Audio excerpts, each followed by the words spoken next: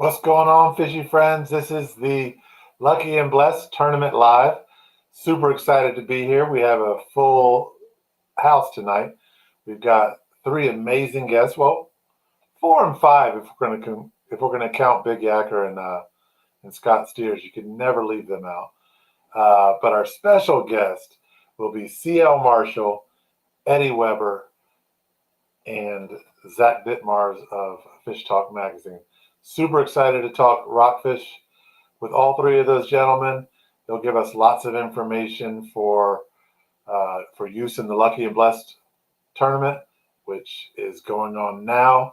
Not too late at all to sign up. Big Yacker will be putting that information about how to sign up in the chat. So definitely sign up there. Tons of amazing prizes. Speaking of prizes, if you sign up tonight for the tournament, you'll be eligible for a drawing at the end of the show. So stay tuned for that. But without further ado, I'm going to bring in the king of Lucky and Blessed, the founder, the man himself, Mr. Scott Steers. Scott, how are you doing tonight, sir? Hey, man, I'm doing great. Thanks for having me. You're welcome. Have you been fishing recently? Yeah, we caught a bunch of bluegill yesterday out with one of our partners. Did you eat any bluegill? That's a good tasting fish. No, we do catch some pretty hefty bluegill though.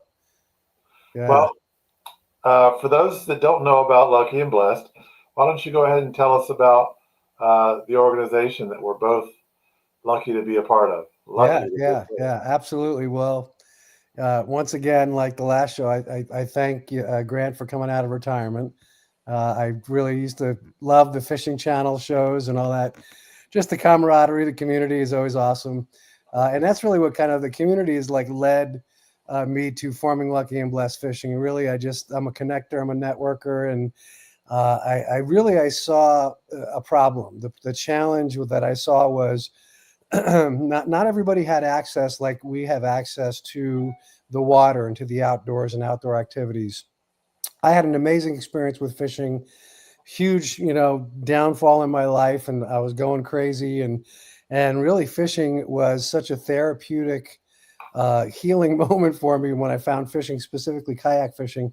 And and just from that moment, I'm just like, hey, I want to share this experience with, whoever I can to help them feel better, get to a better place in their life. So started as a fishing club.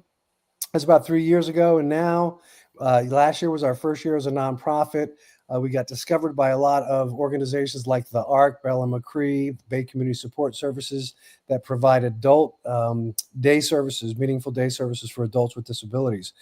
They found us and they just love fishing. It's like their new favorite thing to do. And these groups really don't have a lot of activities. They really do a lot of sitting around in malls and libraries and that kind of thing. And we're actually giving them access again to the outdoors. In fact, we just won an award, as you know, Grant, with Anne Arundel County Department of Aging and Disabilities, which on October 30th, we're going to be recognized and receive that award. And that's for providing access at a very high level to this population here in Anne Arundel County, to the outdoors and to fishing. And man, I tell you, when they called us for that award, I'm like, man, that's one of the biggest, things to blow your heart up, right?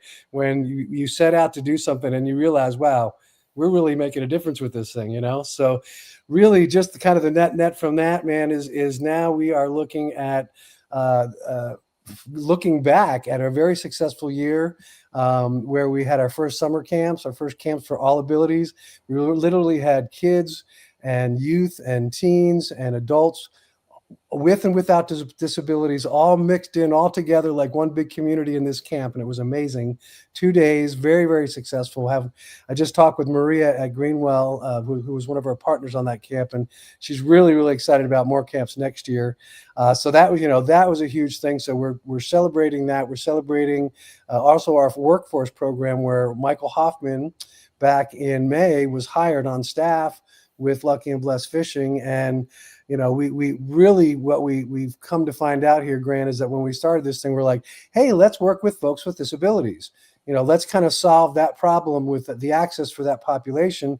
And what we realized is that the focus really has come off of the disability and more on the ability, right? And what we've seen in Michael Hoffman, he's a young man who's just the most kind, polite, personal individual that you'll probably ever want to meet, you'll ever know. It just talks to everybody, so personable, but he's an incredible angler. And I'm like, man, we got to hire this guy. So he's been on staff since May. He also is going to receive an award from the county, an employment award, which is just really, really super exciting. I don't know if he's on. I don't even know if he knows that yet. But super exciting stuff happening. The camps, the workforce, our mentorship program. And so we're really just this celebration now with the Bash is just to kind of look back at this year and just kind of reflect on the lives that we've been able to change, but also to thank those that have been part of that, our sponsors, our partners, our staff, our anglers, everybody along the way that have enabled us to do this. Like 3 years ago, it was me and my dear friend, a lot of our dear friends, Christina Cashiro, that just running around doing this thing by ourselves. And now we just have an incredible team and even a group behind the scenes to make this thing happen and just help us to reach more people. So, man, we're just super excited about the Bash. The benefit is almost sold out. So super excited about that and all the sponsors that came in there. And we really want to get more folks into this tournament because we still got some time left. And guys, there's some amazing things we got. I don't know what I did with it. I have Florida Fishing Products gear over there. I was supposed to show it to you. But guys, we have so many great prizes. You got to get in this thing. So if you're watching and you're not in it, get in it. And you maybe even can win a prize tonight. But guys, everything that you do as part of these events is going 100% into our organization to help us to reach more folks, and also just to continue our work as a nonprofit. It's a hard thing to do, is to continue to find the followers, raise the money, the volunteers. So guys, come and join us. I tell you what, if you haven't been at an event, it's probably going to be one of the most joyous things that you can do to experience what these folks get to experience out on our events. So guys, I'm going to kind of turn this back over to Grant here, but thank you guys so much for dialing in here tonight.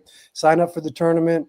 Try to get a ticket for the benefit. You may not be able to because it's selling out quick, but definitely sign up for this tournament, guys. There are so many cool prizes that you can win. Plus, you will be a partner with us in the work that we're doing. So I'm going to turn it back to you, Scott, Grant. hang out for a second because I'm not going to point any fingers and I'm not going to name any names about our first guest, but they are not here. So you, me, and Colin are going to pull an audible, and we're going to talk fishing for a few minutes. Great. To fill some time. But one thing I do want to add is, there's especially with the holiday season coming up. Okay. Hey, Colin, could you do me a favor and send the link to the show to clmarshall@comcast.net, please? Via email? Yes, please. Yep. Thank you, sir. Well, everyone knows who's late now. Call him out. Fantastic, but apparently he's having some tech issues. But anyways, we got the giving season coming up, and there's so many things to contribute to. It's almost overwhelming at times. Mm-hmm. But if you're an angler, if you're a fisherman, and you want to see your dollar impact something that's right in your backyard for something that you're passionate about, I mean, this is a slam dunk for you. Mm-hmm. It's a great cause. These faces in the community. You probably recognize me, Colin, Scott. Our three guests tonight are all, well, CL is just now starting to get involved, but Zach Ditmars is with Fish Talk, who's has been involved with Lucky and Bless in the past. Yeah. And Eddie Weber's with High Octane Custom Baits, and who's they're a sponsor, are they not, Scott? Eddie has been at everything since the beginning. In fact, Eddie has pointed me to where we got the guy that designed our logo. I mean, Eddie has been with us from literally the very beginning. Absolutely. So, I mean, these are faces that in the community, mm-hmm. that, people's baits you use, people's, fishing news sources that you read are supporting this mission, and we're gaining a lot of momentum. So if you want to see that dollar over the holiday season, go to something that matters to you in your own backyard. Look no further than Lucky and Blessed. Good But one. in terms of fishing, Yeah. from what I hear, I haven't had a chance to go out in the last few weeks, but the fish are there. You just got to put in the work. Mm-hmm. And I'm not going to give anyone's spots away, but as far as I know, last I've heard, this isn't going to help anybody north of the bridge. Oh, is that the word? This last week it was south of the bridge. Is it Is it north south of the bridge now? week? I mean, these don't fish basically. What I can share, and everyone on this live stream probably knows this already, is baits coming out of the tributaries. Mm-hmm. Fish are following them out. But I've always noticed these fish come in waves. Mm-hmm. So, I do see a lot of people catching fish out there, and I did see a picture today of someone by the bridge getting busy. So, I think the bridge is probably still producing. Yeah, and for those of you watching that are considering signing up for the tournament, and I know Colin's busy right now. Hey, did you get the link, Grant? I sent it. I'm putting the link. It's not allowing me on Facebook. It's not allowing me to submit the link. It's not allowing me to. I submitted it on YouTube, and it's coming up in my chat. You want to send CL Marshall the link that I shared you, the one that I did. I did that already. Oh, okay. It's Marshall with 2 L's. CL, yeah, correct. At Comcast.net. Let me follow up with him. I sent the link quick to him to already. make sure he got it. Yeah. He should see it from Colin at labfish.net. That's where I sent it. If it doesn't come up as a link, just tell him to copy and paste it into the browser. Yeah. I mean, CL has been on my show. He did a weekly. Oh, I guess. Wait, was it weekly? He did a monthly deal with me. Yeah, I remember seeing him on there for over a year. So I'm sure he will figure it out. But there he is. There he is. Hey, Grant. Speaking before we jump into the discussion, I'm trying to send the link to the tournament. It's not allowing me to put it on YouTube or Facebook. So I can't. I'm putting it on those chats, but it's not popping up here in StreamYard. Okay, so Hold on. Let me see if I can do it. It won't let you put it in the chat. I can't type anything in StreamYard's chat, and then I try YouTube, and I try. All right, I just typed the I just typed the fishing.rockfish.bash.com, which leads you to the tournament link. Perfect. So that's where to sign up. That came across four times. www.fishing.rockfishbash.com. That's where you sign up. No www, because the fishing takes place in the www. I think it's just fishing.rockfishbash.com. There you go. I think. Yeah. So, and here's the thing. You could also just go to our website and you can find the link right there. You can just go to labfishing.org and then click on the tournament link. You can link to all the things. Cool. So, well, all right, gentlemen, the man of the hour is here. So I'm going to drop you guys off and bring him in. But we'll talk to both of you guys later on in the show when we do prizes. Awesome.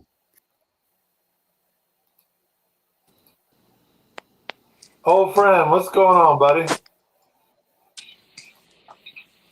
Can you hear me, Captain? Hey, how we doing today? Doing well. How are you? I am wonderful, man. Took me a minute to get logged in, but here we are. I see you in your familiar hangout there. I know that plays very well from previous shows that we've done together. Yeah, I'm in tackle world is what they call it. Well, I asked you how you're doing, but I kind of already know from speaking to you earlier. You're dealing with a little bit of a annoyance that I guess busy charter captains like you have to deal with every once in a while, right? Yeah. The Yamaha that I had with 700 hours on it took a crap.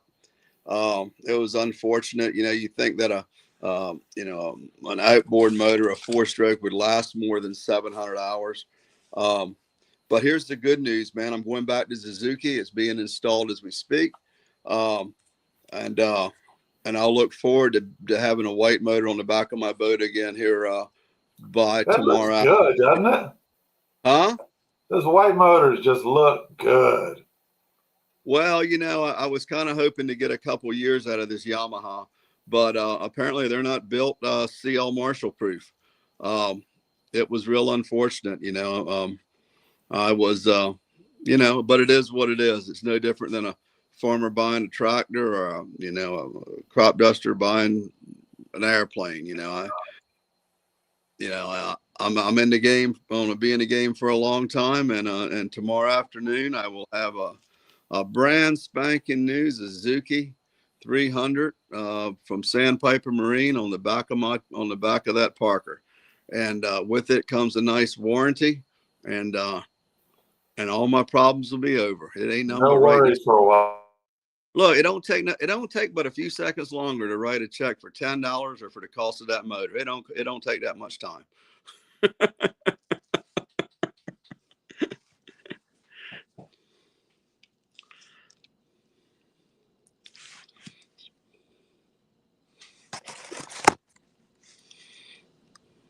I can't hear you, Grant.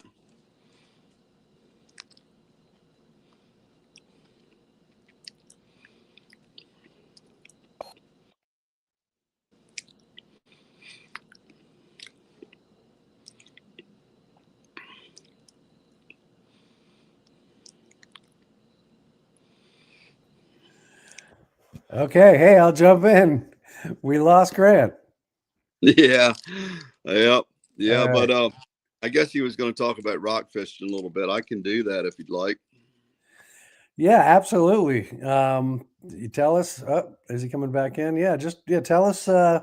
We always like to get a little bit of a report. And even if you haven't been out yourself, I know your ears to the water, so to speak. And you know what's going on there. So there's Grant. Let's get him back in. Hello, Grant. And we still can't hear you. Well, look, one of the cool things about rockfish, and it's all across the Chesapeake, is that they can be caught so many different ways. Right now, kind of what we're doing is, I'm starting off the day early, pretty much every morning before the sun comes up, throwing these topwater lures, these Lonely Angler Zipsters has been what I've been using. They work real well early morning before the sun gets up. They work great on bluefish too, if you ever find any of them breaking. But that's been working really well for us. We did that. We do that most of the morning, and then we'll switch over to soft plastics or hard baits. It's really nothing different than anybody else is doing. What I like to use, the hot one for me lately has been this bull minnow color. It's a Freedom Bait USA and bull minnow on a big sexy head Carl made for me, and that one's been real effective. White, when I go with a bigger bait, I always like to go with the white ones. This is about a 5.5-inch bait. Get a little bit deeper water and do that. So the casting for soft plastics, mainly in areas where on points and where there's a little bit of current running around, really nothing different than anybody else is doing all over the bay. But one of the things that I like to do this time of year specifically is break out the popping corks. There's still a few specks around. There's still some around. I mean, water temperatures, it's under 60 right now, but there's still a few around. And and the occasional puppy drums showing up as well. And plus, it's kind of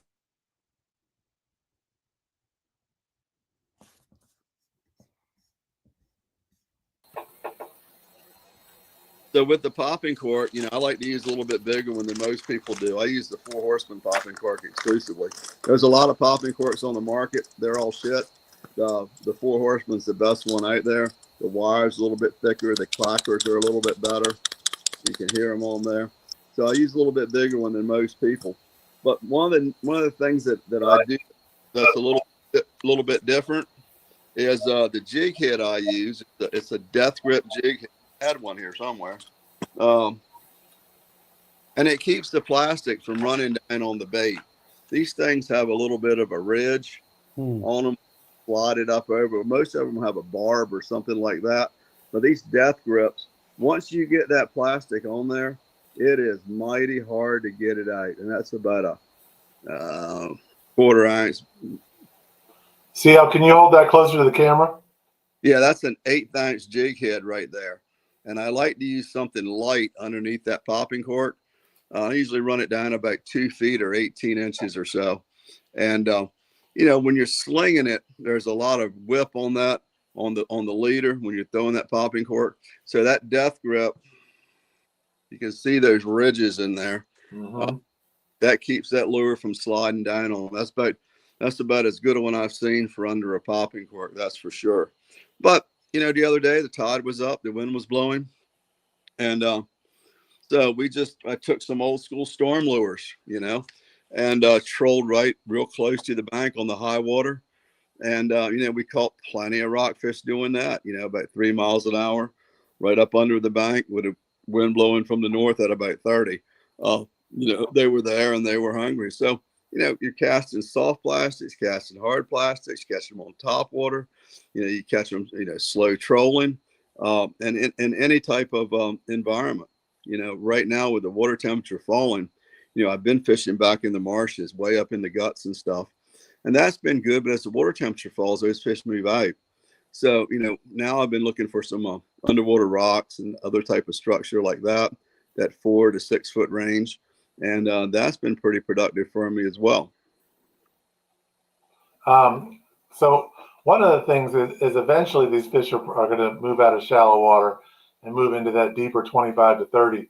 And I know this because I've talked about it with you many times, but you have kind of a doubler rig. I don't know what you call it. Yeah. Can you tell us about that? Yeah, it's really nothing. What I'll do, it's a 3-way swivel. I have a couple of them that I use. Number one, I'll use a 3-way swivel with 2 bucktails on it at varying lengths. I'll use that. Mainly that'll be in a slow trolling technique.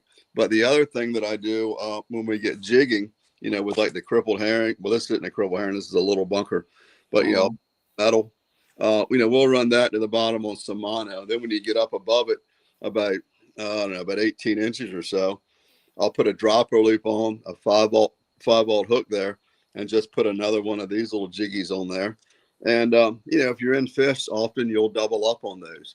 But what's amazing about it, or what's kind of interesting, although the little bunker or crippled herring or the metal's on the bottom bouncing up and down and fluttering back down, this thing is 18 inches to 2 feet off the bottom.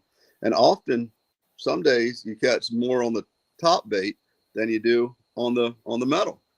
So it's just another way to do it. And that's the cool thing about the rockfish we have in the Chesapeake. It's just not one way to do it.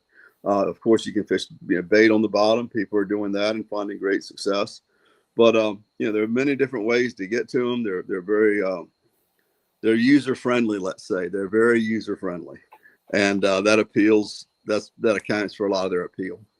Well, we have a prize that we're doing tonight, and CL, I want you to go ahead and look at the metals that are in this and tell me if they'll work in substitute of your bunker metal. So this is the prize for tonight. And you got all these down here. Technically, these are slow pitch jigs. And usually, if you guys see the hook towards the top of them, traditionally you hook them, you tie them there. But the way I've seen them tied in the bay is on the other ring on the other side.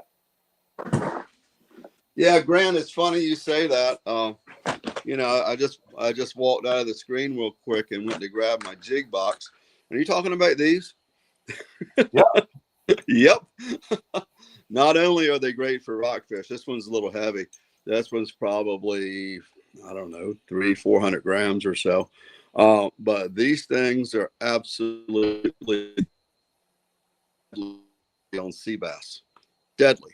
I've got a whole pile of them in here from different sizes, Grant, all the way from these little puppies right here, which are like rockfish candy, to some There's some pretty big ones. They work well on rockfish. They were great on rockfish, jigging on channel edges and places like that. But on sea bass, they're absolutely deadly. And I think part of it is because they fall so quickly. The people that like the flutter jigs, and they work well. But in a scenario where the fish are on the bottom, I want to get there quick. I don't want to have to wait. And these, actually, I think these are from Temu, but they fall quick, get on the bottom quick, and that's where the fish are. But they ain't luck at all. Yeah, I've always noticed, I've always thought if I was going to be a fishing guide, that I would put metal in the hands of a new angler before I did anything else, because one of the keys of jigging is making sure you're on the bottom, and there's no better way of feeling that you're on the bottom with like an 1.5 ounce, 2 ounce piece of metal. That's a good way to do it, and I've done that before. But what I will do with somebody who's inexperienced, maybe they have never used a jig, or maybe they're kind of new to the game. Maybe, I've had many folks on my boat this year that have never been fishing before. And the issue with these metal things is they'll tear the crap out of your gel coat. What I'll do in that scenario is I'll go with a heavier bucktail, and that way I kind of lessen the damage to the boat and everything like that. But, a heavier bucktail, when it gets down to the bottom, will do the same thing as well. Yeah. What kind of numbers are you seeing on rockfish down? You're still fishing heavily the Pocomoke Sound, right? Well, yeah. The other day I had David Noble and his son, and we went. I guess I don't even know what the day is. Today's Tuesday, maybe. We went Sunday, and it was windy. We had a pretty good day. For us, a good day is 20 fish. And that's what it was. We're not seeing any schooling activity yet on the rockfish. It was ones and twos, kind of right up and down. All of them were on points with hard running tide. That's where they were. We fished some deeper water with no avail.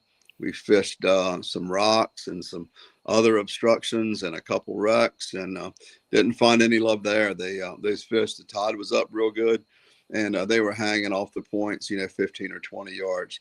And I tell you, those got a new toy on the boat, man. I saw those Up the Bay boys, Pete and Jamie and those guys with that side scanning sonar, that Flutterbird or whatever it is. Flutterbird. Yeah, man. And you know what? I think that makes you more awesome that you've been out of the touch with the technology until now. Yeah, I've been real lucky, I guess. But I bought one of them the other day, and I got that installed. And my friend Crazy Larry put it on for me. And Larry is, if you want something done right, then Crazy Larry is your guy. I mean, he's not a by the hour guy, thank God, because he takes forever. But it's right when it's done. And anyhow, so he put this on there. He put this thing on, and on Sunday I was able to. It was pretty crazy, man. You're able to. There they are. They're right there. I mean, it's a tool that I wish I'd had some time ago. Yeah. But it's just a tool. Will it make us a better fisherman? Probably. It'll never take the place of instinct and experience, but it sure is nice to have. That's for sure. Yeah, I get.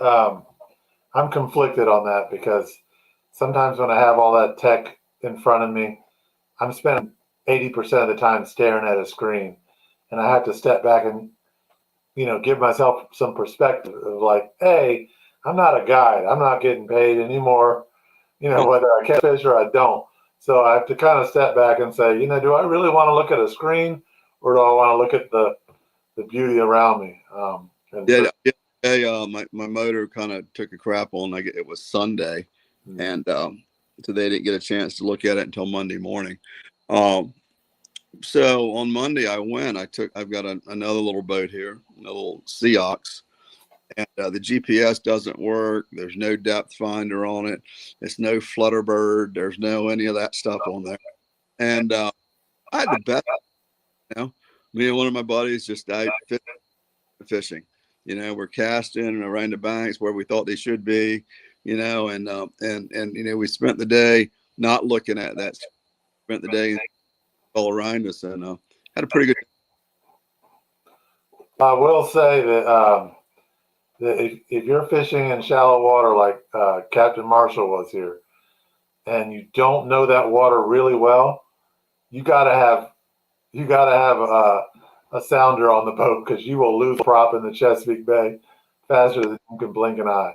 Those guys on Sunday, we were about in, the tide was low, and you know, a lot of the tide fish are moving away from the bank, but that's not always the case. A lot of times they want to be right up there next to it because that's where the food is. Like Sam Kennison said, the food is. So, and so we're in about 18 inches of water in that Parker, and the guys are awfully shallow here. I'm like, yeah, we're good, you know, and we catch a fish. We catch a fish. We catch a fish. Actually, we were catching them on these zipsters right here, and we'd catch a fish in that real skinny water.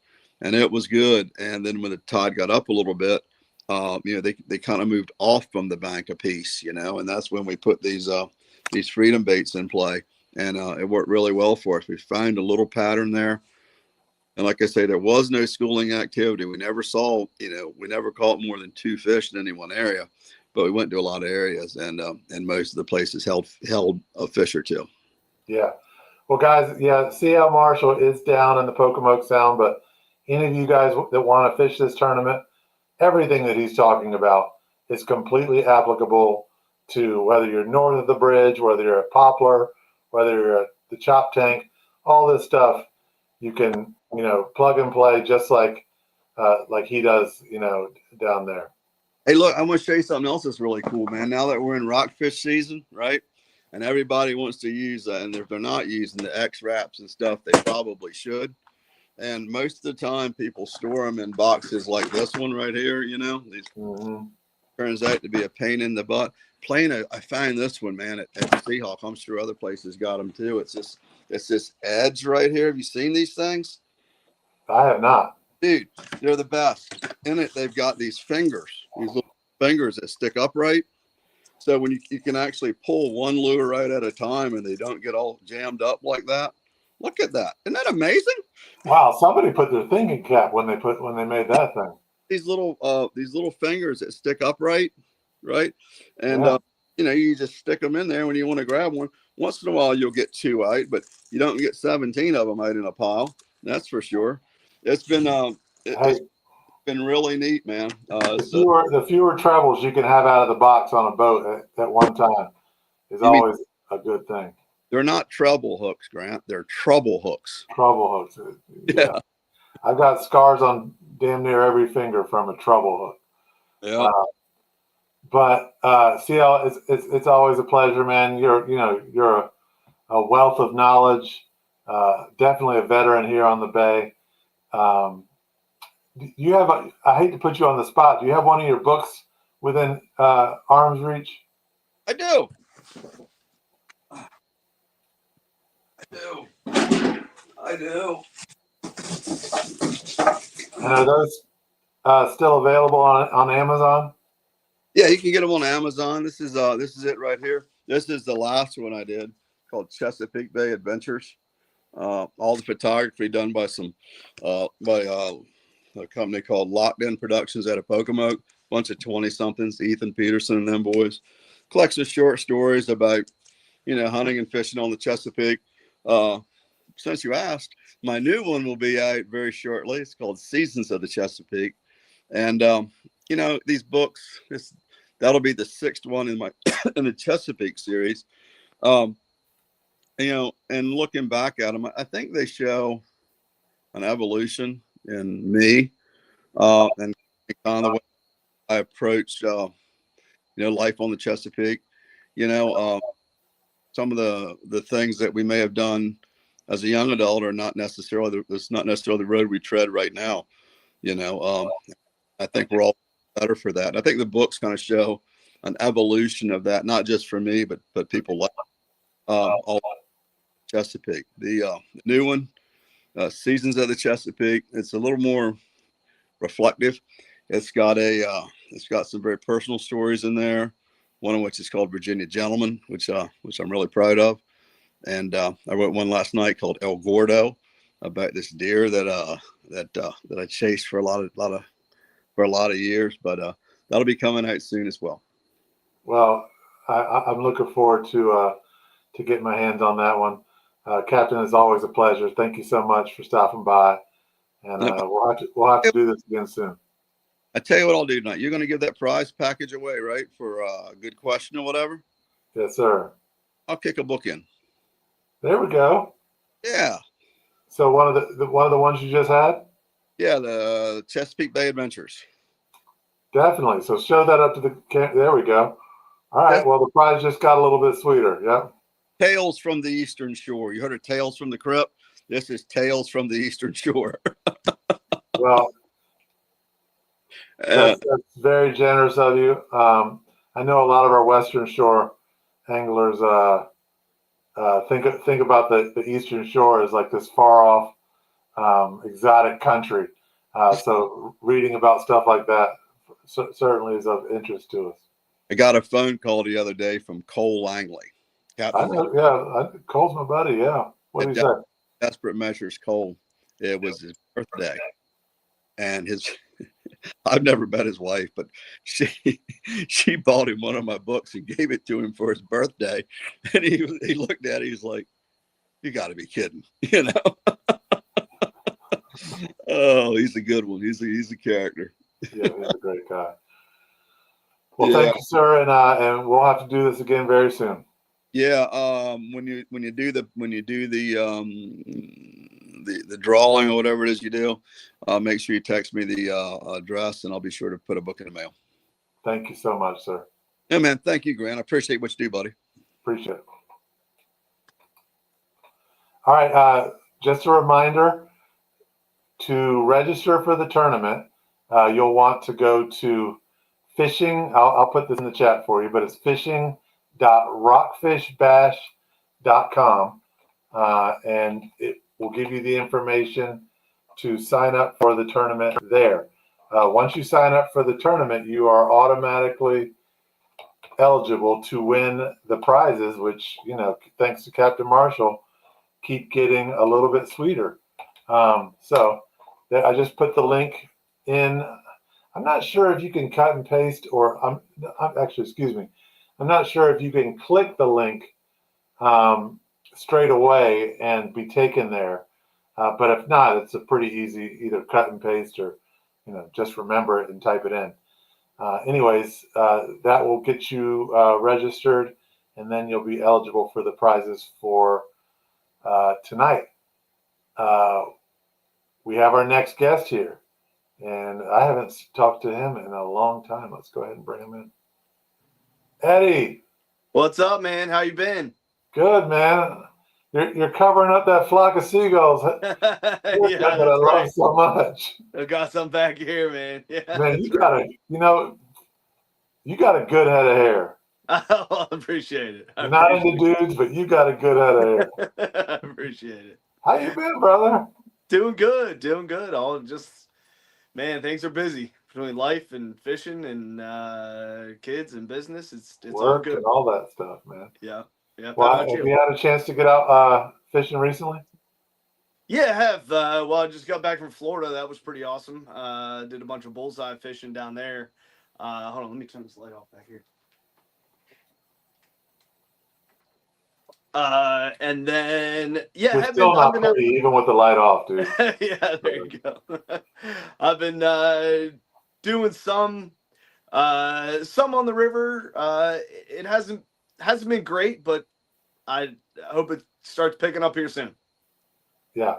Tell us, everyone loves, we were just talking about the Eastern Shore seeming like a far off land, but Florida, that's a lot of our, on a lot of our bucket list up here in Maryland. How'd that go?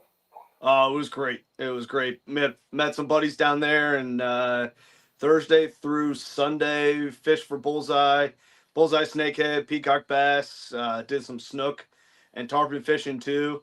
Man, we put in a lot of miles walking. Did you get a tarpon? I jumped a couple small ones, but didn't land any. I got a decent snook, and then a ton of bullseye. Those are tarpon are, from what I hear, really, really difficult to land. Yeah, we got a good amount to eat, but yeah, but they are just escape artists. They're just hard to keep pinned for sure. Yeah. Well, let's talk. Let's talk about the fish of the hour. I suppose we're here to talk about rockfish to give people that extra edge, for participating in the tournament. Yep. What are some of your strategies for fishing for rockfish this time of year? Let's start. That's a very open question. Let's get a little bit more specific. Yeah. Where are you looking, first of all? Not necessarily spots, but scenarios like conditions. Yeah, absolutely. I think, recently the water's been so high, and I've been thinking about it a lot. I think October isn't exactly what it used to be. I think we're all kind of like, October has been shifted to November, so you have to, that Rocktober. So you have to kind of switch your mindset a little bit to like almost still like late summer fishing. To me, that's how I approach it. Like I was just out tonight, looking around a couple of marinas, and I mean there is so much bait way back up in the creeks. Wow. that I wouldn't necessarily. That's where I would point people to go first. Is look, especially with these high tides, all that bait is pushed so far up into the creeks,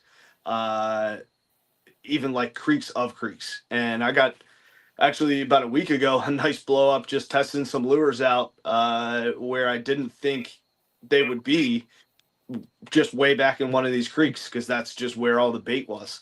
So you kind of think of October as the bait flushing out and mouth of the rivers and structure there, but I would still really focus on structure deep in the creeks and just find the bait, right? Right. So, okay, let's take that scenario. You're deep in the creek. You found bait. What are you throwing in that bait? Yeah, so I like these. What is this? I think it's a 12. These little X wraps. Yeah, love 'em. Are great options. Suspending goes like 4 to 6 feet ish. So that's the extra, 10, I think. Oh, actually, I got one right here. That's an SXR 10. Yes, right. So this is The only like reason why I know that is actually the color Glass Ghost is my all-time go-to lure. I like that. I like that one too. This is the electric chicken I picked up recently. I thought that was pretty cool. Mm-hmm. Just something a little different. Small paddle tails, 4-inch paddle tails on pretty light. I'm throwing pretty shallow, so I like, nothing over a 1/4 ounce really, because I like it to fall super slow, like be able to kind of twitch it up and then let it fall, a couple feet down. Also like these Usuri top knockers a lot for topwater. They're a little smaller. They're super easy to walk. They have that kind of lip on the front that, I mean, they're just effortless to walk. So it's very similar to like a Hedon spook. Yeah. I find, especially for beginners, these top knockers are a little easier to walk than the and they'll walk easier in a little bit of current and a little bit of wind and waves, where the hendos are kind of like glass. You really need like just really calm water. Let's rewind just a second. You said for a beginner, but let's put it in beginner terms. What do you mean by walk? Yeah, so this is like a stick bait, walking bait, where instead of a popper here, where you're going to have that popping mouth, is more of a chugging bait. Mm-hmm. This, you kind of twitch your rod tip back and forth, keep a little slack in the line, and it'll actually kind of walk like that. I I have this tied on, and then I have a classic popper tied on too. This has a little bit more of a chugging action, or the saltwater smackets are really good. These just make a ton of noise, and you can kind of walk these at the same time, like a little bit. Like I kind of always keep these moving. Well, Eddie, you didn't pick up on it, and I probably should have communicated it to you. But it was like a volleyball set and spike for the high octane custom baits products, and you named 0. That's all right. That's all right. Yeah, I mean, we don't have as much rockfish stuff, but you got some. We got some. Yeah. More in the pickerel zone. We do have some jig heads and stuff like that. I mean, the torpedo spins with this little spinner on the back, just pulling it off the rack. I mean, those would crush this. Yeah. I've caught quite a few on them before. I think I've told you this before, but I was having a rough day for rockfish one year, and I looked in my box, and there was just a plain old, I don't know what you call them, plain old spinnerbait. Yeah. For largemouth bass. Yep. And I was like, what the heck, man? And I just tossed it in. Nothing else in my box would work. That spinnerbait tore them up. Crushing it. Yep. Sometimes they like that. They like that. They need that blade. Yeah, and because it was a freshwater lure, that was like the only time I got to use it because the damn thing was rusted. I pulled it out of the box. But speaking of high octane custom baits, want to give you thanks for being so involved with Lucky and Blessed. Absolutely. That's awesome. But also give you the opportunity to tell us a little bit about it and what you guys got going on over there. Yeah, absolutely. So owner of High Octane Custom Baits for about 1.5 years now. Bought it from my buddy Steve. Started it back in, I think, 2020, late 19, something like that. And we're just continuing to grow. It's been really fun developing more and more things.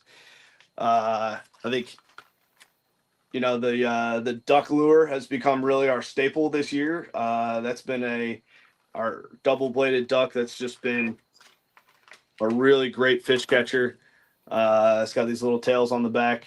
Mm-hmm. And then actually one of the lures we're in development right now, it's probably a spring edition, is this little popper. This was the one that I was actually testing in that marina and got a nice blow up from a striper on it. So nice smaller profile popper right there, which is good.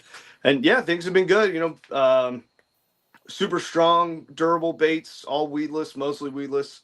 We're in a bunch of shops up here in Maryland, as well as Bones Bait and Tackle in Florida. So doing a little bit of both, a lot for the Northerns and a lot for the Bullseye as well. Well, let me get this straight, Eddie. So we're talking, you're running high octane. Yep. You still probably got a 40-hour job. Right? I'm going to Canada tomorrow for a trip. And you real job. I know you got 2 kids. You got more. 2 kids. 2 kids. Just had baseball tonight. Yep. Bro. And a wife that still loves me every once in a while. Yeah, man. I feel like I'm busy every once in a while.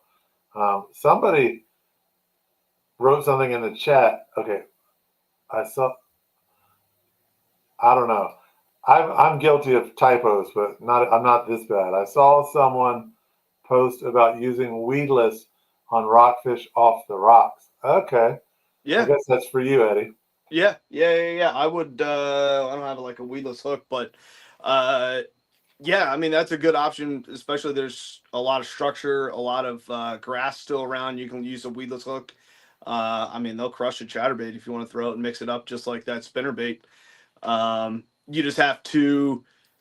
Rockfish like to kind of swipe at things, so you have to really wait a second to make sure they have it before you set the hook, especially with the weedless stuff. Another tip with top water too. It's kind of a lot of people say wait for the weight. Once they'll blow up on these, and you really have to make sure they've got it. Kind of feel the weight of the fish before you set the hook, and you're not really even like setting the hook. You're just kind of giving them pressure and reeling in. just to make sure it's got it in his mouth. I know that pink is your go-to for pickerel. And guys, if you have questions about pickerel or snakehead or anything, Throw it in. we're doing rockfish, but you can, all of those questions are fair game. Absolutely. Shore Sharp says, Grant, I believe I signed up for the tournament. Colin, if you could check that out for him, just make sure he did that. He's a smart fellow, so I'm pretty sure he says he thinks he did it. I'm pretty sure he did. So I know pickerel is your pink for pickerel is kind of your jam. I do. I like pink a lot. What about for rockfish? Do you have a color that you like to go to? You know, I hate to be just like a go to the classics, but chartreuse has really produced for me for the last 2 years, whether it's a small chartreuse paddle tail or the chartreuse streaks by Z-Man, those little really any brand, but like a fluke kind of thing. Bright chartreuse has outperformed white. When the water gets a little clearer, I like that like gold. It's like beer run where no, just put that like gold and clear, gold and white. Kind of sucker for gold as well. Yeah. Shore Sharp signed up for it's Shore Sharp. I signed up for the biggest rockfish. Okay, gotcha. Shore Sharp, and I apologize if I screw up this name, but Colin, I believe it's Ryan Sharp. Ryan Shore, sorry. Ryan Shore. Did I get your first name wrong? Shore Sharp? It's going to be embarrassing because, like, you've been, like, one of the best supporters of all of these shows I've ever done. So if I screwed that up, I'll send you another pack of BKDs.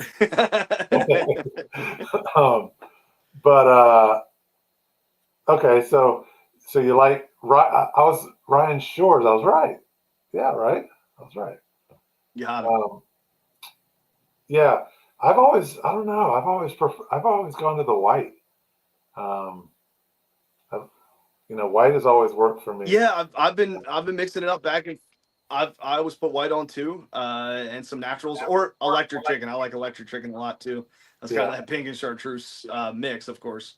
I don't know, just white hasn't been producing as much as I thought it would. And another sort of baits question. We'll go back to that scenario that you talked about with bait way back up in the creeks. Is there a size of paddle tail? Is there a size of jerk bait? That kind of thing that's going to work for you better than others? Yeah, I usually start with 4-inch. That's kind of a good middle of the road. And then I'll even downsize if they're pretty picky. I mean, the bunker that I was seeing in the marina tonight were only like not even 3 inches. They were pretty small. So, I mean, you used to be able to throw, those 5-inch around in the river and get bit, but I feel like all the bait's gotten a lot smaller just from what I've seen. And I get a lot more hits on those smaller stuff. And even the decent sized fish, the slot fish, which are really the only ones around, will bite those too. Got it. So, being a great angler obviously is, fishing the current conditions, which, you're saying there's a lot of bait back up in the creeks, but also a huge part of that is anticipating what's coming next, right? Yeah. So you fished the Chesapeake for a long time. I know you've been, you're a river guy and an open bay guy. Yeah. After that, the current situation that you're talking about, what's kind of the next thing that you anticipate? Yeah, I mean, hopefully they start schooling up here and kind of move out of the creeks and then move into the main river. Especially Round Bay is kind of a dumping ground for all those creeks out of the Severn. And you can find the same kind of thing in the Magathie and the Chop Tank. But, they'll kind of the bait will stage in different sections of the river and then move out into the bay where, then it's all open bay fishing, December. But so you have to kind of follow the bait, follow where you find the trends. I find, high tide, super high tide, the bait's going to be all the way in the back. lower tide, it's going to push the bait out a little bit more. So you got to follow those tides. I've definitely noticed that a good tide has helped a lot, and the bite window can be pretty short.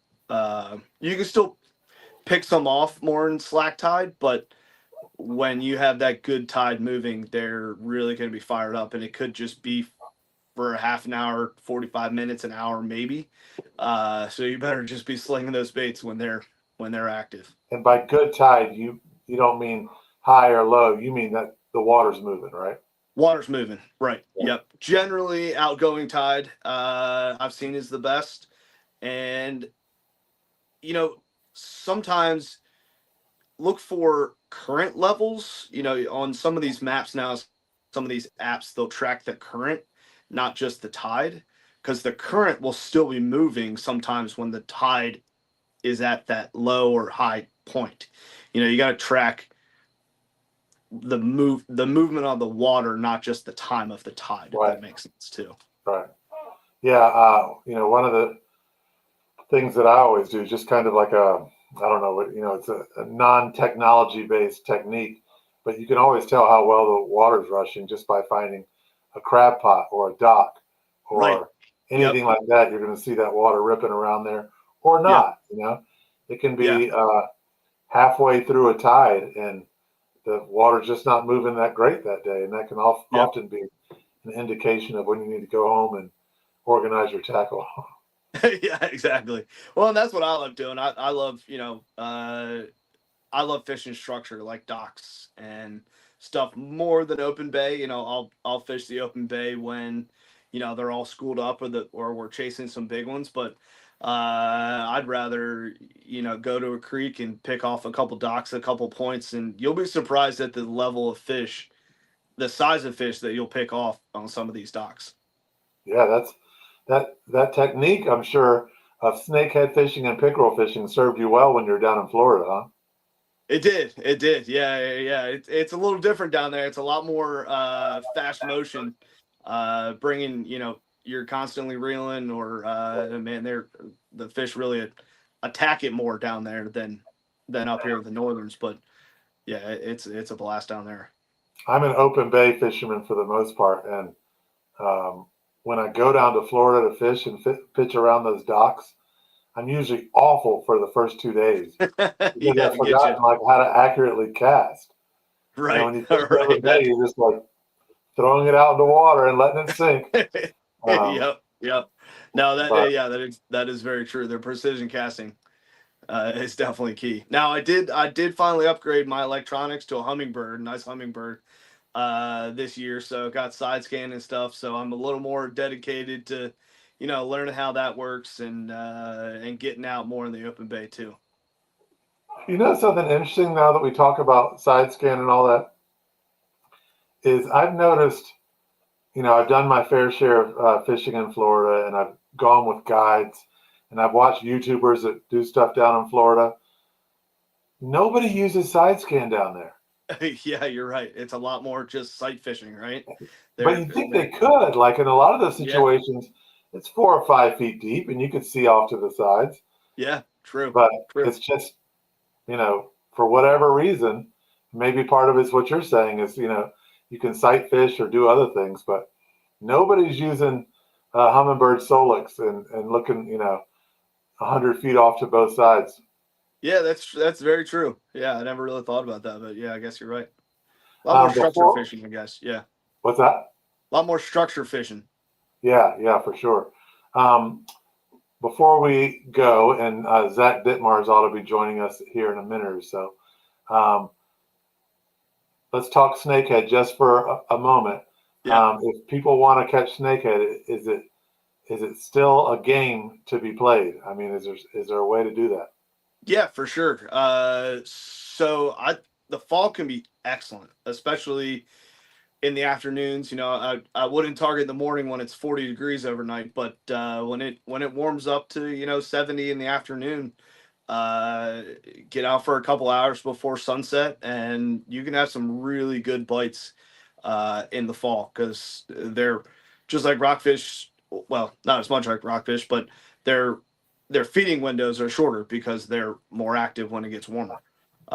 So once it really starts heating up in the afternoon, absolutely the bite can be really good, especially on the shore. Blackwater, it's kind of like reverse. You do similar techniques that you do in the fall that you did in the spring, because the water's warming up or whatever, cooling down now, but you want to be targeting those spots that get warm quick, like the Eastern Shore. Well, it's supposed to get up into, it was nice and warm today, Yep. 70s, and it's supposed to hit 70s a few more times this week. So this week might not be a bad time to hop out there, right? Absolutely. Pick I up would some definitely give it a try. high-octane Well, custom baits. and the water's been still warm. It was so hot this summer that it's cooled down for sure, but not where it usually is by now. All right, well, be our little mini guide. So if you're leaving from Annapolis and you want to go to the Eastern Shore this week, where are you going to stop to get your high-octane custom baits? So yeah, Molly's in Easton has a good selection, as well as Rusty Hook has a great selection. Actually, both locations at Molly's. Winks down in Salisbury has a good selection, as well as the Ace Hardware close by Winks down there too. I hope I'm not forgetting anyone, but that's the if you're going to Delaware, Captain Bones in Delaware, kind of upper Delaware, has some too. So you're kind of covered on the Eastern Shore. Well, we'll bring Zach in and let you guys talk. Eddie, stay as long as you want, and when you get bored, you can just hop off. I'm sure. That sounds good. From what it sounds like, your life is insane. So if you got to leave now, I totally understand. I get it. What's up, Zach? What's happening, man? What's happening, Grant? Not much, Zach. How you been? I've been good. You guys are both way busier than I am. Like Trying to stay away. I'm envious of the Florida man down here. I was hoping for some Florida man headlines from Mr. Weber, but Man, it's a whole different zone down there. The access, I think, is the best part, especially for the bullseye. But you can just walk canals. I mean, we walked 10 miles a day. It was crazy. that's awesome. You catch up with Channa Marcus down there? Oh, I did. Nice. Yeah. We did the snook fishing for a little bit, and yeah, it was awesome. That's awesome, man. is he still involved with High Octane? Yeah. So he's kind of on our half Maryland, half Florida team, and he does some marketing for us too. He was throwing some ducks for reds, wasn't he? I mean, like, Yeah, some the Frogzilla. oh, it's the Frogzilla, but yeah, he's throwing snakehead lures for redfish down there. I was like, that is awesome. So he couldn't get anything to bite, and he was just throwing this topwater Frogzilla out there, and they were crushing it. He said he couldn't get anything else, get them to eat anything else, and he was like, "Hey, I got this in my box. Let's try it out," and they loved it.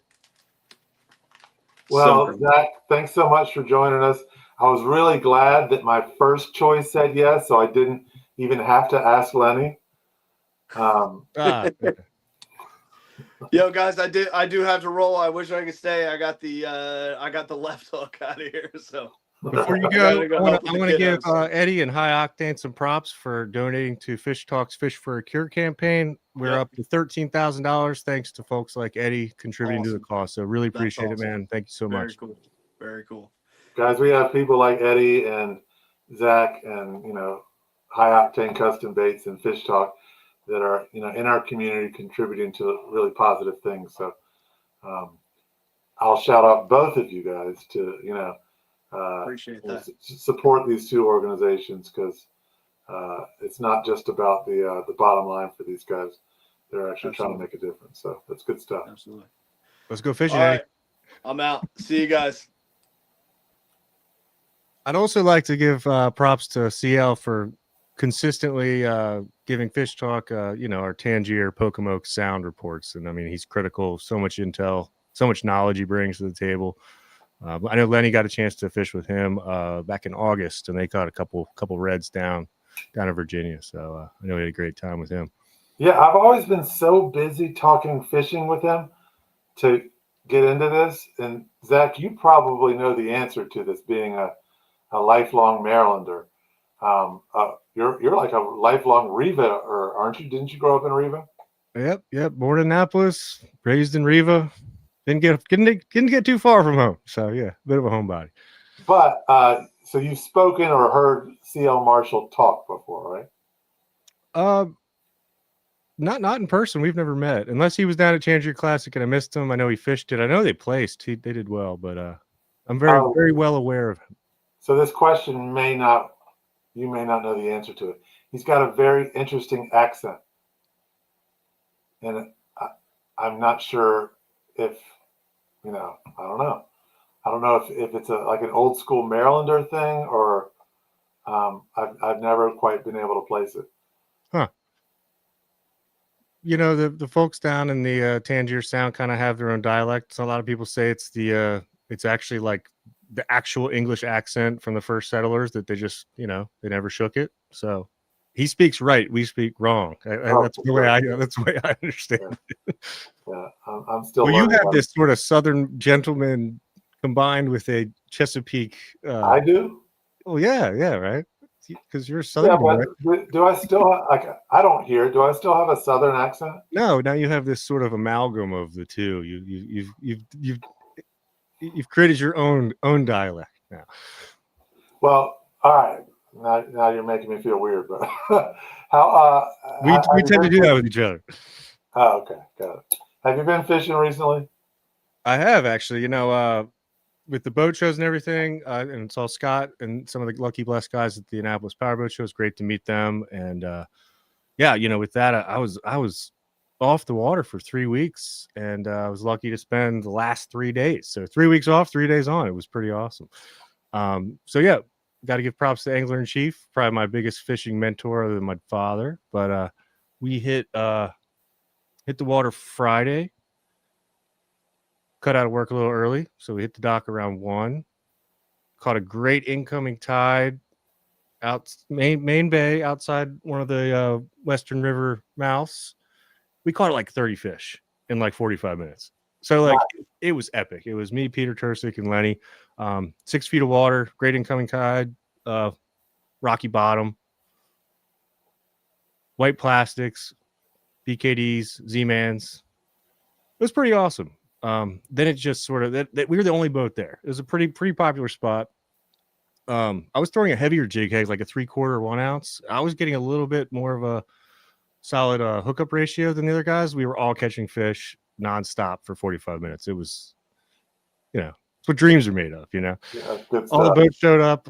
Maybe the engine noise spooked them off. I think the tide or the current sort of started slowing down. So we bugged out, went over to Poplar, Eastern Bay, bait everywhere, just everywhere. Acres and acres of bunker, rain minnow, glass minnow, whatever you want to call them. And just as many boats. It was Friday. It was the first day with no wind in weeks. Everyone was eager. Everyone jumped the gun. My buddy was out there. He's an Eastern Bay guy. He texted me and he said there was some school and rock moving through all that bait, but we didn't find any. It was just bait, and more boats just kept showing up. So we just headed back west to another kind of off the West River to another shallow water structural zone and less than 10 feet of water. Picked up a few more. By that time we headed in, it gets dark at like 6 o'clock now. And then we found an awesome topwater bite inside the South River. So it was like a 40 fish day. And I mean, like, I'm not exaggerating. It was pretty awesome. I put a reel up on Instagram, and I mean, it only has a couple of fish. So kind of like what CL was talking about earlier, all these different ways to catch them. It totally resonates with exactly what we're doing up here in the middle upper bay, soft plastics and then topwater. So that low light, shallow water, and also just, jig and soft plastics, definitely effective. Did you put any in the box? Did you eat any? Yeah, we kept 3 out of 40. So, I felt like I let the first like 6 go. They're like, "What are you doing?" I'm like, "Man, it's karma, man. You gotta like let them swim until I never keep the first fish. But it's getting that time of year. You want a few for the freezer, vacuum pack them, and have a nice Christmas rock. Well, that kind of answers part of my next question. You never keep the first fish. That means the first fish was keeper size. I'd say 90% of those fish we caught were slots. A few overs, maybe up to 26, and a few teenagers as well. Yeah. So we get off the boat. Lenny's like, "What are you doing tomorrow?" So I literally went home, went to bed, woke up, and got back on the boat at 7 a.m. the next day with Packard, Ryan Galang, and Adam Greenberg, and we kind of headed right back out to where we were the day before. Wasn't quite Conrad. Yeah, we had a couple over slots, but like 26 probably topped out. Nothing close to that 30 range. Yeah, kind of same thing. Tons of boats though. It's Saturday again, no wind. But we did like 10 more fish in that same spot. That was a half day trip, so we kind of heading back around noon. We actually hit those shallow water spots inside the river. Top water really wasn't hitting, a few blowups, so we just threw soft plastics to that zone and picked up a few more. So again, it was like, another epic day. Probably 15 fish on Saturday. So and Sunday was actually a catfish trip, so we don't need to talk about those guys.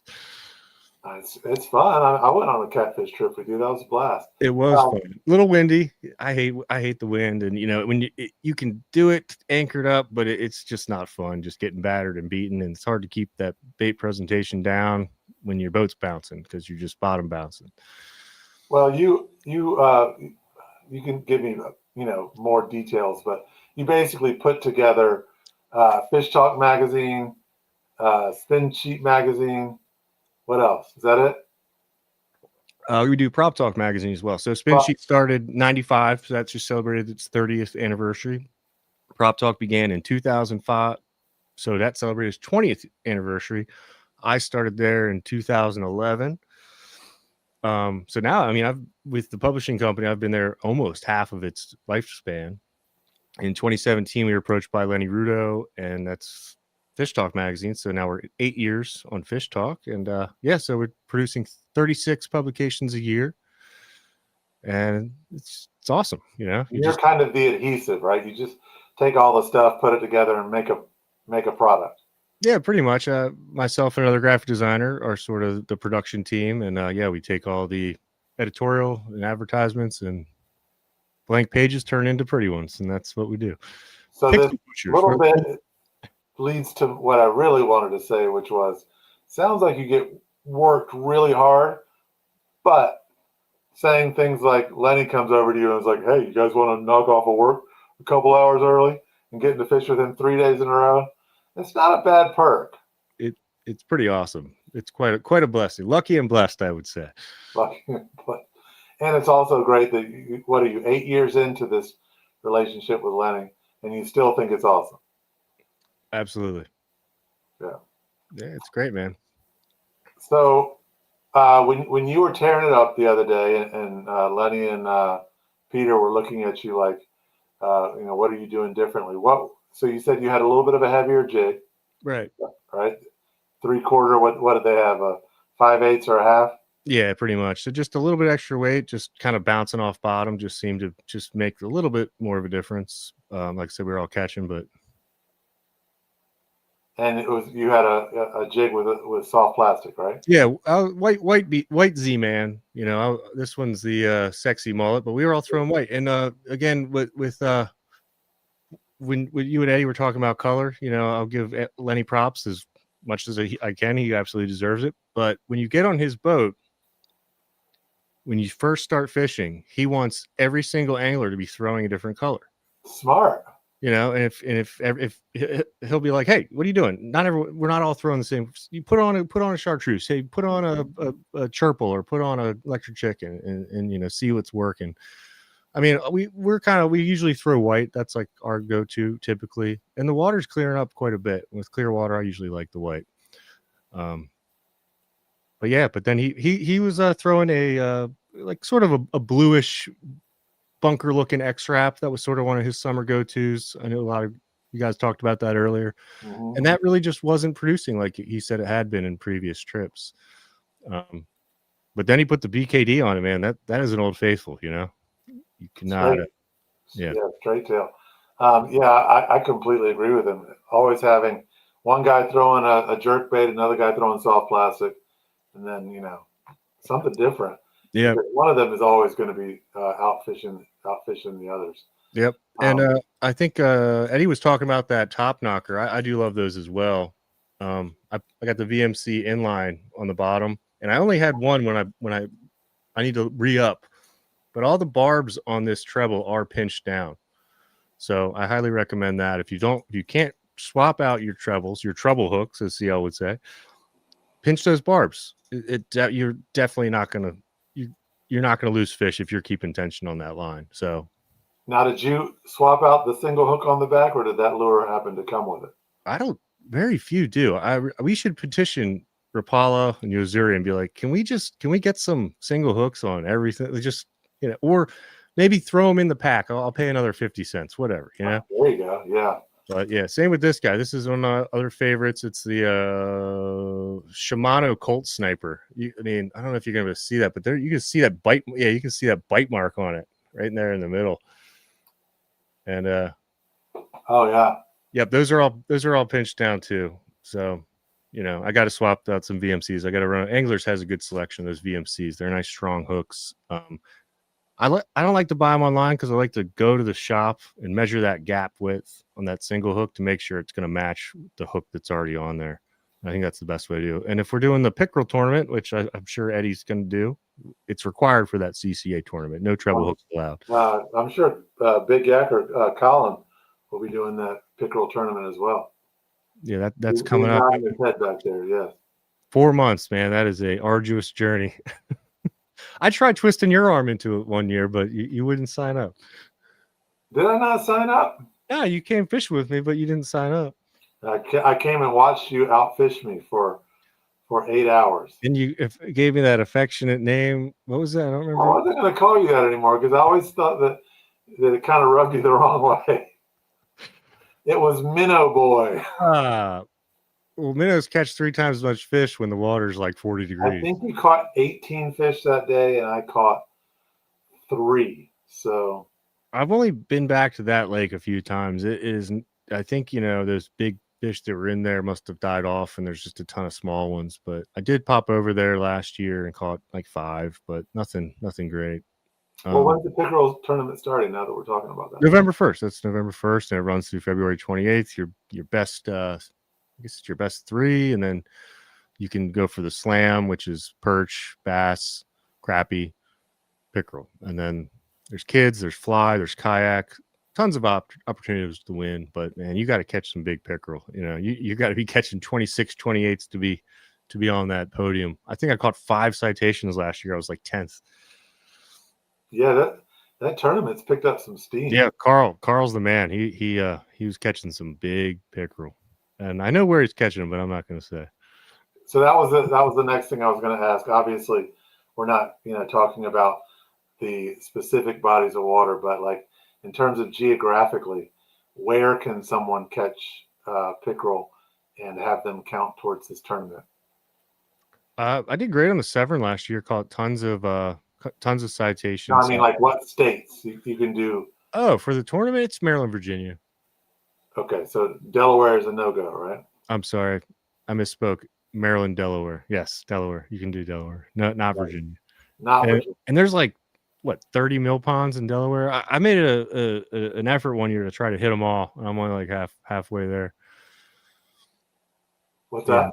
I'm sorry, I missed that. Attempting to fish every one of those mill ponds in Delaware. There's a lot of them. There are a lot of them. I probably all have pickerel in them. Yeah, Killins, Millsboro. The state record came out of Unicorn, but that was way back in the 70s. But there's definitely some big pickerel in there. You go to like Trap Pond. I didn't tell him, Carl. I didn't tell him. But I'll see you out there in a few weeks. And it's all legit, right? I mean, all methods for catching pickerel count, right?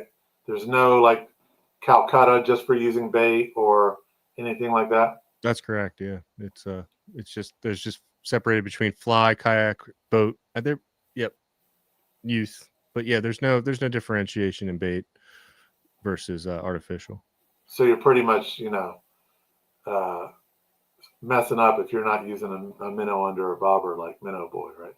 I'll tell you what, I do not do well with minnows in the tidal water.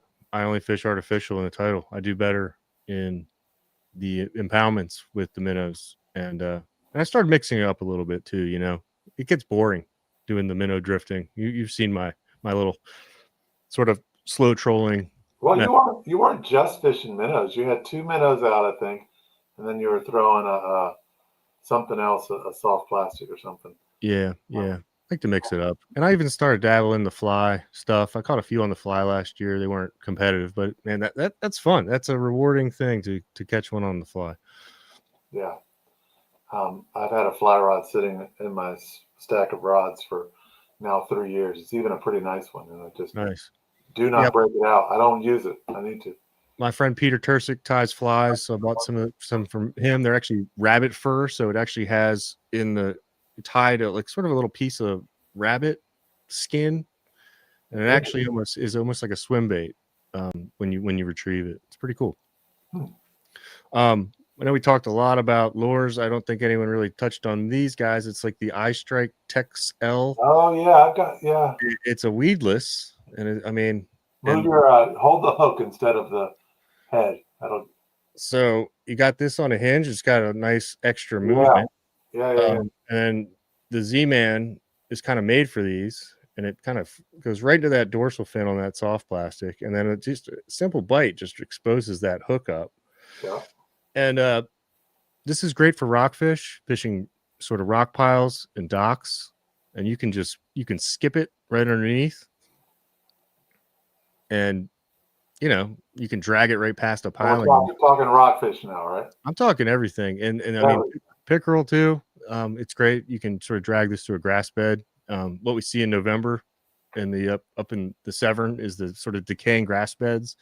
Mm-hmm. Pickerel kind of hiding out in those, and the closer you bring to it, they just ambush it. Yeah, I've always found pickerel are you benefit a lot from having an accurate cast with those things. So if you can get it close to the dock pilings or underneath some brush. Yeah, and laydowns as well. And yeah, Conrad, that minnows on a Roadrunner is definitely awesome. I hate casting minnows. I feel like you're just like tormenting these guys, and then the bobber and all this is. I mean, it looks like Rocky Balboa after 7 casts. It's just like it's one of his eyes. And John Page Williams, actually, that's one of his old tactics. So he's been doing that for a long time. And when I was talking about sort of my drift trolling, I actually like to use Roadrunners underneath a bobber with the bull minnow on it, and I feel like it's super effective to have one of those in the spread. And if that starts hitting, I might change them all out to that. GI actually just came out with an underspin, so much more robust hook. Those Roadrunners kind of like a wire hook on it. They'll bend out pretty quick on a big pickerel. Yeah, so LJ does make some solid. I love it. It's not cheap out on the hooks. And I mean, talking about his stuff, I don't think there's another hook out there that double barb hook keeper keeps a Z-Man on. I hate doing the super glue stuff. I don't mess with it. Who wants to glue stuff while you're out on a boat fishing? I know it works, but I don't deal with it. And, not my favorite. The Eye Strikes work pretty good too, but we're gonna have Zach for a few more minutes, but pretty soon, actually after a few more minutes, we're gonna bring Colin and Scott back on, and Colin Big Yacker is going to do the prize drawing. We still have a few more minutes to register for the tournament, and the link is fishing.rockfishbash.com. Colin or Scott, if you guys could put that in the chat, that would be awesome. One last shot to register for the tournament, and we will have a drawing for, let me pull that up again, for the prize, which is the Lucky and Blessed hat, the awesome stylish stickers, and the all blue metal selection. Those are deadly once the weather starts getting cooler. Yeah, sign up for this tournament, guys. You got 10 more days to fish. So I mean, wind was pretty high today, but it's going to be tapering off. And in the CL book, my apologies, Captain Marshall. Yeah, I mean, you got time. The wind looks like it's tapering off. What's the current stringer? What's the top It's stringer? not that big. Let's go ahead and bring Colin in because we're going to bring him in a second. We'll bring him in, Scott. Yeah. What's the current leader? Where are they at? If you want to know, you got to join the tournament. It'll cost you. It'll cost you. It's not like anything that someone couldn't easily beat in 10 days. Oh, not at all. Yeah, you're at a hold on a second, leaderboard here. I don't know if he wants me to say, because I think he's watching. I don't think he wants me to say what his stringer is, but it's actually 122.75 inches. That's 5 fish. Oh, up to 122. 122 divided by 5. Is that still the same leader? Yes, Conrad, who's on. I think he's on. I saw him chatting here. Oh yeah. You know what? I'm gonna have to. Hey Siri, what's 122 divided by 5? Oh my God, it's like 20. It's like 20, almost 25, 24. It's like 23, 24. It's only 24.4, guys. Yeah. Even Zach Ditmars could beat that. Kevin Thomas is a close second. Oh, you found it. Huh? All you need is a good day out there to I'm and you can just jump I right got to the the smart top. brain. I mean, honestly, for 5 fish, all you need is to find one good pile of fish. Mm-hmm. They usually hang out in groups, of similar size. So Especially this time of year. find some 24 to 26. You're in. You might be able to get the leaderboard in 15 minutes. And if you do, tell us about what they get, Colin. All right, so so you're definitely winning your entry fee and then more, right? So it's not a money tournament, but it's a prize tournament. So the top three place, first, second, and third, actually win a beautiful pack of a beautiful plaque built by one of our volunteers at Lucky and Blessed Fishing. She hand makes them, so they're trophies, right? So you have one, Scott? What's that? Did you say you have one? One of the Oh trophies? no, I'm saying she's actually one of our staff. Yeah, she's one of our staff. So she makes these trophies for us. So you get a trophy. That's the first thing, right? First, second, and third. And then first place we'll get, so Scott's holding up one of the reels. You'll get a reel and a custom rod that you will actually, the rod's not ready. You'll actually have it built to the specs that you're looking for, and it'll accompany this reel that Scott's showing right here. So that's first place. I think and you also get a hat with that as well. And I think it's over. Yeah, there you go. That's the reel. It's a 3,000, and thank you, Marcus Cha Fishing, because I reached out to him. He actually volunteered with us early on and said, "Hey, man, any of your partners maybe want to help us out?" He got back, said, "Yep, Florida Fishing is in." So we got a reel, a hat, stickers for not only the tournament for first place to go with our custom rod, but we also have one for our silent auction, which is amazing. So you have that for first place. Again, well over a couple, $300 or more. It's a $200 reel right here, just for that reel. And then you throw in another $250 for the actual custom rod. So you're pretty high in cost there. And then you have for second place, Scott. Like I said, you get the trophy, the handmade trophy, and I think we have was it the Rockfish Charter? Yeah, with our good buddy Chuck Jones over at Salty Siren Fishing. Right, we got the Rockfish Charter for second place. Third place, again, we have the trophy as well as another charter. It's a catfish charter, right, Scott? And then who's that from? FishThePotomac.com. And so we have that, and more importantly, all of the winners, all top three, will receive a free ticket, and with somebody to accompany you to our Lucky and Blessed, the Rockfish, the Reelin Rockin Rock Bash benefit that we have in November, and more details will follow on that.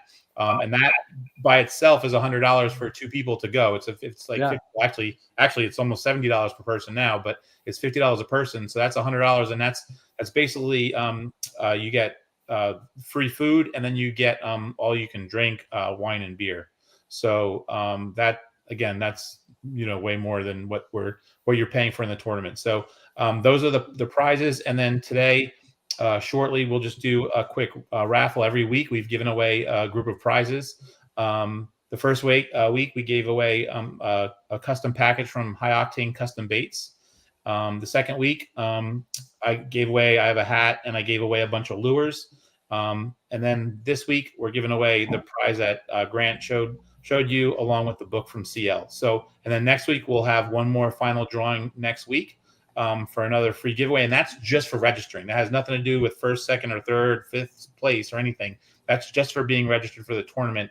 So I just want to mention, we did have Ryan Shores. He is registered, so he'll be in the drawing. I have it down here, and there's 2 other folks that were on there that for some reason the pay is not showing up. So if you registered, make sure you email me at Colin, COLIN, at labfish.net. It's also in the chat. If you have any problems with the registration, I'll make sure that you're in there, and I'll also give you the photo ID, because you need to take that photo ID.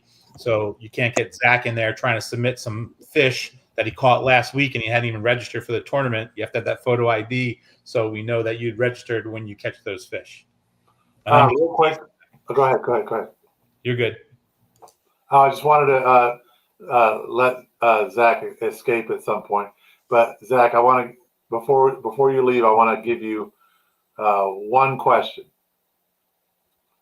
So you get to take one rod with you on the boat or kayak. I don't care.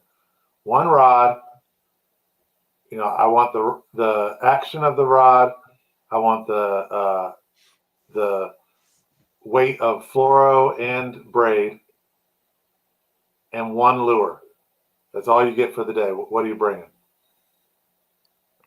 6'6", medium fast action, 3,000 reel, 20 braid to 20 fluoro, half ounce jig, 4-inch paddle tail white.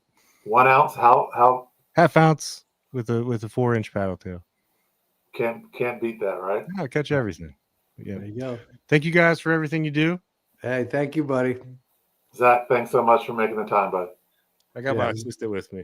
See It you. was great to connect with Zach. Good night, buddy. Good night. Take care, guys. Thanks, Zach. Yeah, it's great to connect with Zach at the boat show, and him and Lenny came over and did a live with us, and they've just been really great supporting us and doing sharing a lot of our stuff, which has been great. So good stuff. You ready for the drawing? You guys, what's that? You ready for the drawing? Let's do it. Drum All right. roll. So we got all the names in here, and we can pick one out. If we get Ryan Shores on this is going to be amazing, because I just added his name to the group. And he won last week the question of the night. He did. We actually have the winner is Ronnie Karen. Ronnie Karen. Ronnie. Karen. Ronnie. Kairin. He wins. Let me pull up the prize. He wins the all blue assortment. And if you notice, the cat paw is not included. The cat paw is not. Wait, we can't. You don't want a 3-legged cat. And Ronnie Karen is actually in 3rd place with a 14-inch rockfish. Hey, he's got one on the board. He does. If he drops one of those all blues, he might move up that leaderboard. It's getting That's close right. to that time. So stay tuned for next week. We'll do a live. I don't know if it's going to be via this method or if we're going to just have Scott do it on our Facebook, the Lucky and Blessed Fishing Facebook page or not. But we'll do another We'll live. do it through here. We'll keep doing them through here. Okay, yeah. So we'll do that next week around the same time for the last prize of the free giveaway. And Scott, for those people watching that missed the very beginning, can you give us the kind of the lowdown on what Lucky and Blessed is all about before we sign off? Yeah, absolutely. Thanks for everybody being here tonight. Grant for running the show, and Colin for running the tournament, and all you do for Lucky and Blessed, both you guys. But hey, it's just a blessing to be here. We have a saying where we go, we're lucky and blessed, and we truly are lucky and blessed. We started as a fishing club 3 years ago now. Last year was our first year as a nonprofit. I think we ended up taking a couple hundred people out fishing. Our focus was on, hey, let's take folks with disabilities fishing. And then this year, kind of things shifted around a little bit. We realized that our focus wasn't so much on the disability, but on the ability. And really, it got us to really focusing on how much folks that so-called have a disability, but how much ability they do have.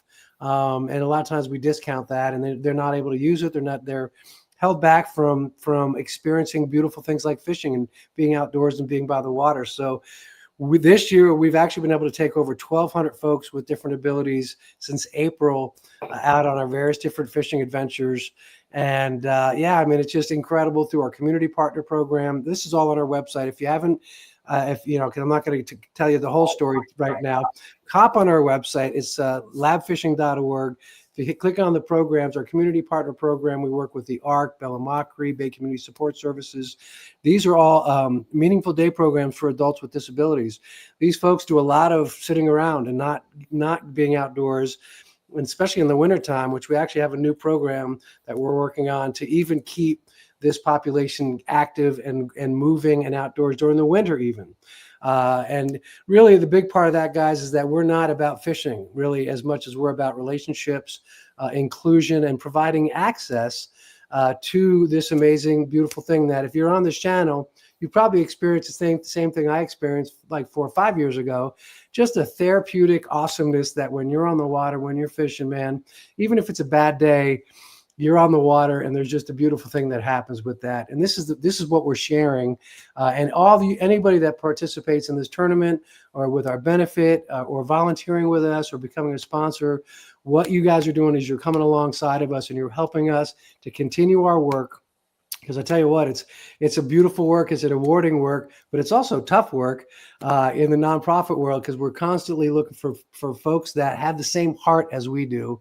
And if your heart aligns with us, come along with us, join the tournament. Obviously, if you're an angler, for nothing better, like there's some pretty amazing gear that we have given away here. This Florida Fishing Products is beautiful. I'm going to be bidding at this at our benefit. But guys, really, join the tournament, spread the word too, guys. Go on our website, share our posts, become part of our community, and you really get to see what we're doing with through our summer fishing camps for all abilities, through our workforce program. This month is actually National Disabilities Workforce Employment, and I can't remember. There's a lot of different words in there, but it recognizes folks with disabilities in employment. And that brings me to Michael Hoffman, who we hired back in May, who's been just an incredible employee with Lucky and Blessed Fishing. And again, here, guys, we focus on his abilities. He's an incredible young man. He's an incredible angler, and his abilities has really been a blessing to Lucky and Blessed Fishing and helped us to be able to do what we've done over the whole summer. So, Grant, I'm going to turn it back over to you. But guys, fishing.rockfishbash.com. Hop on there, guys. Join the tournament. Share. Get your friends in. Really, there's a lot of opportunity that's left. And if you're lucky, you might be able to grab one of the benefit tickets before they sell out. Scott, thank you so much. I mentioned a little earlier in the show, if you're in the area, you want to get behind an organization that makes a difference in something you care about and makes a difference in what Scott just said, over 1,200 people this year's life. That's impact. Yeah. That's something that you can get behind and know that you're making a difference. So, if it's donating, if it's volunteering, however you can give, this is a good cause that I'm a part of, that I can stand behind, that Fish Talk Magazine can stand behind, that High Octane Custom Baits can stand behind, that people like CL Marshall can take the time and contribute on this show. So it's a great organization. It's a great cause. You won't be sorry for, giving your support. Scott, thank you so much for, continuing to do the work that you do and joining us tonight. Everyone out there, have a great evening, and we will see you soon. Scott and I are coming up with some plans to maybe do this on a more regular basis. Take care, everyone. Thanks, guys. Thanks, Colin. Thanks, Grant.